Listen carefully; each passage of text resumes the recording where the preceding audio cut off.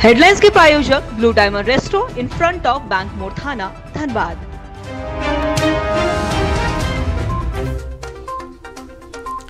पटना में 10 दिसंबर को बीजेपी के पूर्वी क्षेत्रीय परिषद की बैठक, गृह मंत्री अमित शाह की अध्यक्षता में बैठक। 2022 के बाद पहली बार आमने सामने होंगे अमित शाह और नीतीश कुमार। लखीसराय जिला समाहरणालय के समक्ष बीजेपी का महाधरना, नरसंहार से पीड़ित परिवार को मुआवजा देने की मांग। आरोपी को गिरफ्तारी नहीं होने को लेकर नीतीश सरकार पर बरसे विजय सिन्हा। आरजेडी ने गिरिराज सिंह के बयान पर किया पलटवार, एजाज केंद्रीय मंत्री पर उन्होंने बोला हमला, कहा गिरिराज सिंह को करनी चाहिए अपने विभाग की चिंता।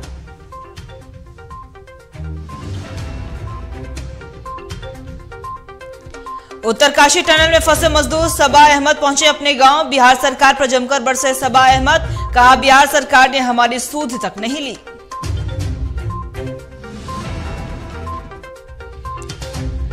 पटना में हो रही गोलीबारी से लोगों में आक्रोश, गोलीबारी के विरोध में थाना का किया घेराव, दोषियों की जल्द गिरफ्तारी की मांग।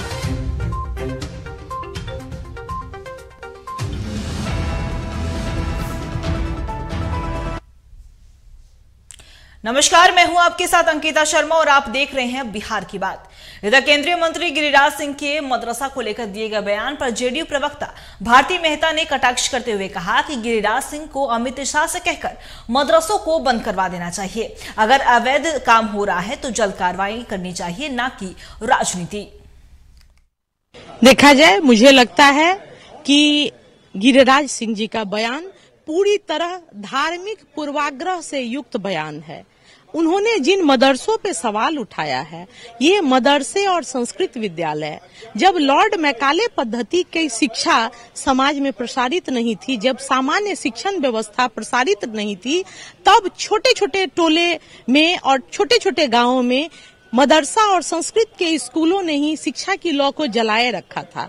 और आज अगर वो कहते हैं, उन्होंने 2 सवाल उठाया कि मदरसों में विज्ञान की पढ़ाई कराई जाए, अन्यथा इसको खत्म किया जाए, तो मुझे आश्चर्य होता है कि भारत के केंद्रीय मंत्री के पद पर रहते हुए आरजेडी प्रवक्ता एजाज अहमद ने केंद्रीय मंत्री गिरिराज सिंह पर जमकर हमला बोला है। एजाज अहमद ने कहा कि गिरिराज सिंह को पहले अपने विभाग की चिंता करनी चाहिए।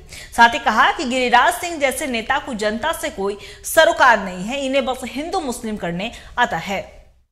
गिरिराज जी अपने मंत्रालय के प्रति गंभीर नहीं है, अपने मंत्री पद के दायित्वों के प्रति कभी भी अपने कर्तव्यों का निर्वहन नहीं किए, और वो भारत सरकार के मंत्री हैं।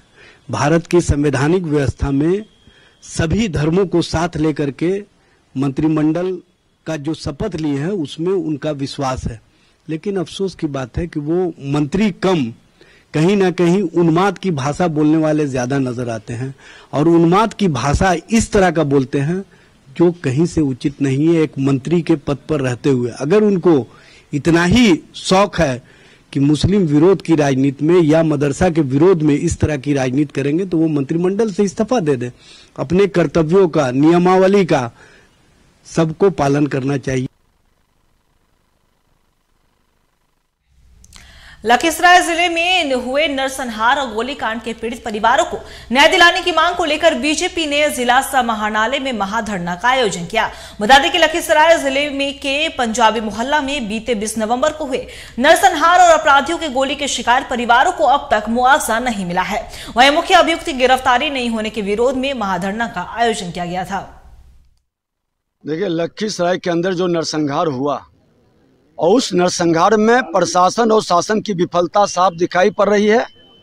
आज तक मुख्य अभियुक्त की गिरफ्तारी नहीं होना, मुख्य अभियुक्त को संरक्षित करने वाला, बचाने वाले पर कार्रवाई नहीं करना, जो अपराधियों की गोली से मरा उसको मुआवजा नहीं देना, और ये प्रशासनिक विफलता और अराजकता है। सरकार को जैसे जहरीली शराब पर 4 लाख की मुआवजा का घोषणा किया, इनको मुआवजा की घोषणा करना चाहिए, क्योंकि गृह विभाग मुख्यमंत्री के जिम्मे है और सरकार की विफलता, प्रशासन की विफलता के कारण अपराधियों के गोली के शिकार हो रहे हैं, लोग बिहार में मर रहे हैं। इसलिए उसको मुआवजा और कार्रवाई के लिए आज हम लोग लखीसराय जिला धरना पर बैठा है। 6 लोगों पर गोलियां चलाना, 3 लोगों की मौत और 3 व्यक्ति अभी भी जिंदगी और मौत से जूझ रहे हैं।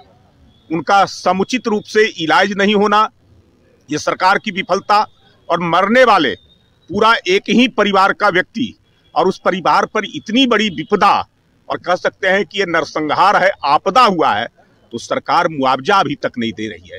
सरकार पूरी तरह से निरंकुश हो गई है, सरकार की संवेदनाएं समाप्त हो गई है। हम लोग आज जो है सरकार के कानों तक आवाज पहुंचाने के लिए, संवेदनहीनता को उसको समाप्त करने के लिए और उस पीड़ित परिवार को मुआवजा दिलाने के लिए आज धरने पर बैठे हैं। उत्तराखंड के उत्तरकाशी जिले के सिलक्यारा सुरंग में 41 सभी श्रमिकों को सकुशल 17 दिनों के बाद बाहर निकाला गया था और इसके बाद सभी श्रमिक अपने अपने घर वापस पहुंच चुके हैं, जिसमें बिहार के भोजपुर जिला अंतर्गत सहार थाना क्षेत्र के पेउरगांव निवासी सबा अहमद भी हैं। सबा अहमद ने बिहार सरकार पर गंभीर आरोप लगाते हुए कहा कि उत्तराखंड सरकार और केंद्र की सरकार हम लोगों से लगातार हालचाल ले रही थी, वहीं हमारे राज्य को छोड़कर सभी राज्य के अधिकारी वहां मौजूद थे। वहीं उत्तराखंड के मुख्यमंत्री पुष्कर सिंह धामी ने हमें गले लगाया और टनल से निकालने के बाद भारत के प्रधानमंत्री ने हमसे बातचीत की, लेकिन एक बार भी बिहार सरकार ने हमारा सूद नहीं लिया। वहीं अंत में सभी श्रमिकों के टनल से बाहर निकलने के बाद 3 अधिकारी बिहार के आए थे, लेकिन उन्होंने एक बार भी हमारा हालचाल नहीं पूछा।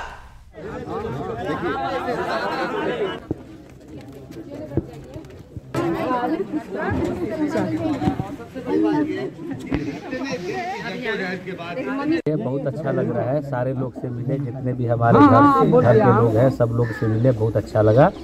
और इससे बड़ी खुशी और क्या हो सकती है कि सारे लोग से मिले। 2 दिन के बाद हर स्टेट के गवर्नमेंट ने अपने अपने अधिकारी को वहाँ भेजा कि हमारे आदमी है, वहाँ का हालचाल उनसे लिया जाए। तो सारे स्टेट के आदमी लोग आए, अपने अपने जो आदमी थे उनसे मुलाकात। हम लोग 5 आदमी थे बिहार के, हम लोग से कोई बात करने वाला नहीं अधिकारी। हम लोग बोले क्या बात है, हम लोग से क्या खता हुई है, क्या हम लोग गुनाह किया कि कोई नहीं हम लोग है। खैर हम लोग बाहर आ गए, 17 दिन तक भी कोई नहीं आया। एम्स में भी दिन भर कोई नहीं आया। जब हम लोग आ गए ऋषिकेश एम्स में आ गए तो दिन में कोई नहीं आया। जब हमने मीडिया लोग से बात की, जब ये सब बात हल्ला हंगामा किया, तब शाम में जाके राजधानी पटना में पुलिस का इकबाल पूरी तरह से खत्म हो चुका है। लगातार पटना सिटी में एक के बाद कई घटनाएं को अंजाम दिया जा रहा है और ताजा मामला मेहंदीगंज थाना क्षेत्र के नेशनल हाईवे पेट्रोल पंप के पास की है, जहां एक ऑटो चालक सोनू की गोली मारकर हत्या कर दी गई, जिससे कि मौके पर ही उसकी मौत हो गई। वहीं बाइक पर सवार 3 अपराधियों ने इस वारदात को अंजाम दिया। वहीं घटना की सूचना पर पहुंची पुलिस ने मौके से 6 खोखा भी बरामद किया है, जिसके आधार पर पुलिस पूरे मामले की छानबीन कर रही है।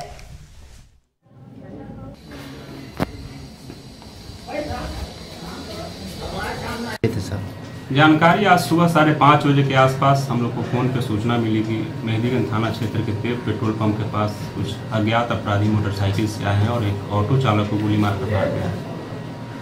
हम लोग वहां पहुंचे, छानबीन में पता चला कि वहां से 6-7 खोखा बरामद हुई है और जो घायल व्यक्ति थे उनको अस्पताल ले जाया गया। वहाँ से उनको जो है रास्ते में ले जाने के क्रम में उसकी मृत्यु हो गई और बॉडी को हम लोग पटना सिटी में बढ़ती अपराधी घटनाओं को लेकर लोगों में आक्रोश देखने को मिला।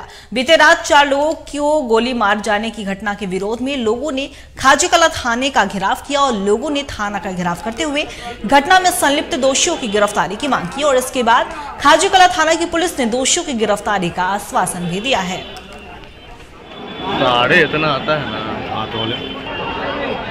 बढ़िया से डालिए 4-5 करा बात बोल के।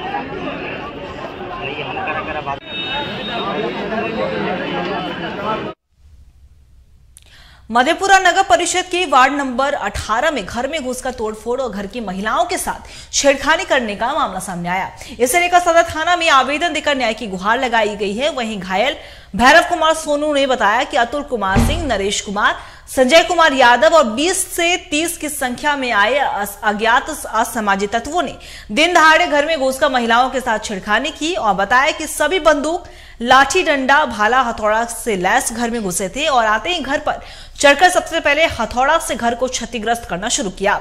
वहीं इसे लेकर मधेपुरा सदर थाना अध्यक्ष राजकिशोर मंडल ने बताया कि पीड़ित द्वारा आवेदन प्राप्त हुआ है, जिसके आधार पर दोषियों पर कार्रवाई की जाएगी।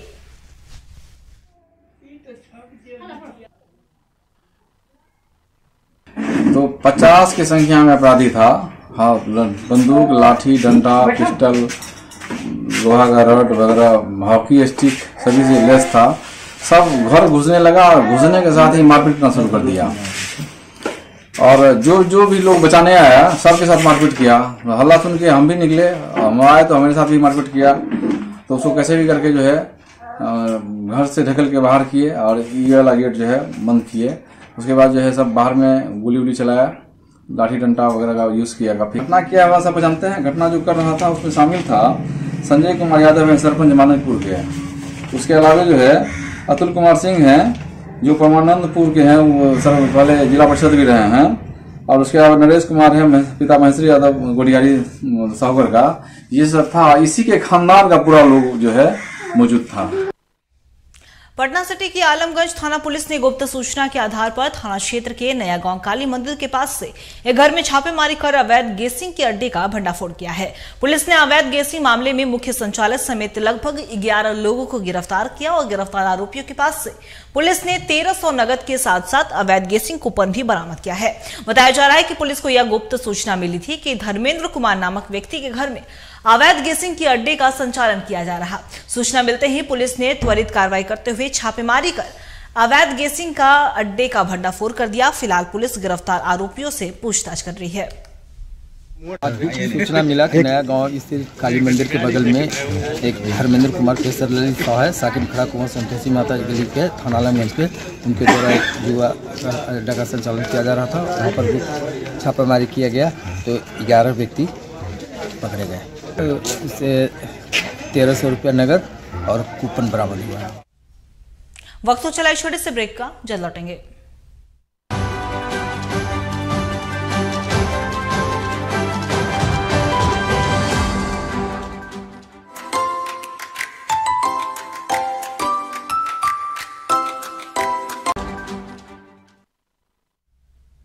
ब्रेक के बाद स्वागत है आपका बढ़ेंगे खबरों की ओर। गया में बाबा बनकर प्रेत आत्मा का झूठा हवाला देकर 5,75,000 रुपए की ठगी करने वाले एक आरोपी को पुलिस ने गिरफ्तार किया है और बोधगया थाना क्षेत्र के रहने वाले गोपाल प्रसाद ने गया साइबर थाना में लिखित आवेदन दिया है।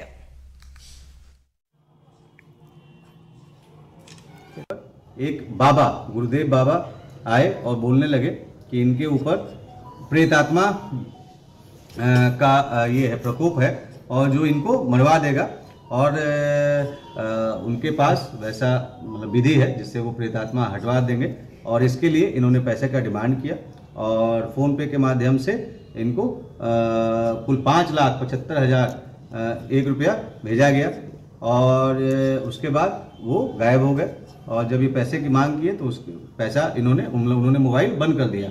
इस संबंध मोबाइल जो जिस फ़ोन पे मतलब जिस फ़ोन पे जिस मोबाइल नंबर के फ़ोन पे पैसा को ट्रांसफ़र कराया गया था, उसके धारक चंदन पेशर नरेश लाल देव साकिन जफरा थाना सोनकी जिला दरभंगा को गिरफ्तार किया गया है तथा इस संबंध में अग्रतर कार्रवाई की जा रही है।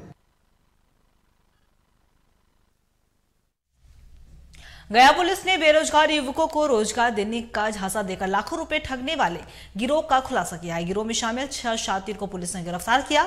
साथ ही उनके पास से नगद, 6 mobile, ATM card, swipe machine, register, रसीद सहित हर्बल प्रोडक्ट्स भी बरामद किए हैं। और इसकी जानकारी एसएसपी आशीष भारती ने प्रेस कॉन्फ्रेंस कर दी।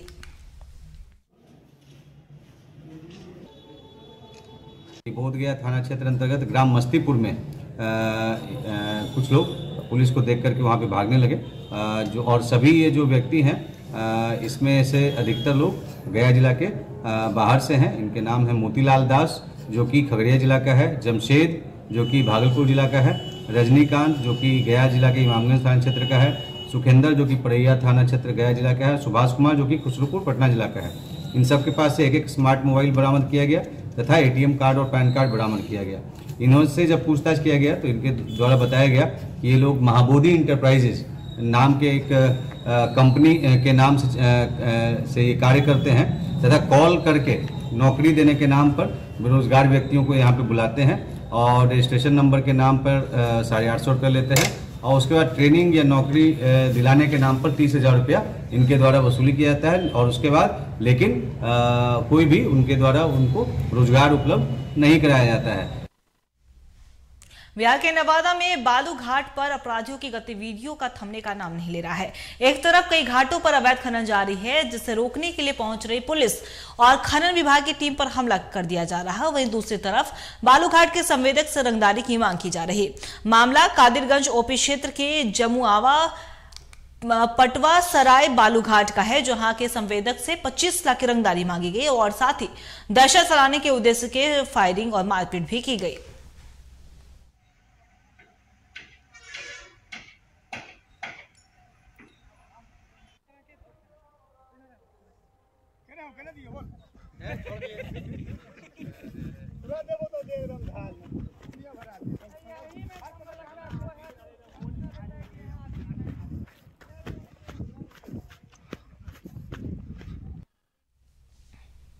फिलहाल बिहार की बात में इतना ही। बने रही खबरों के लिए TV45 के साथ दीजिए इजाजत। नमस्कार।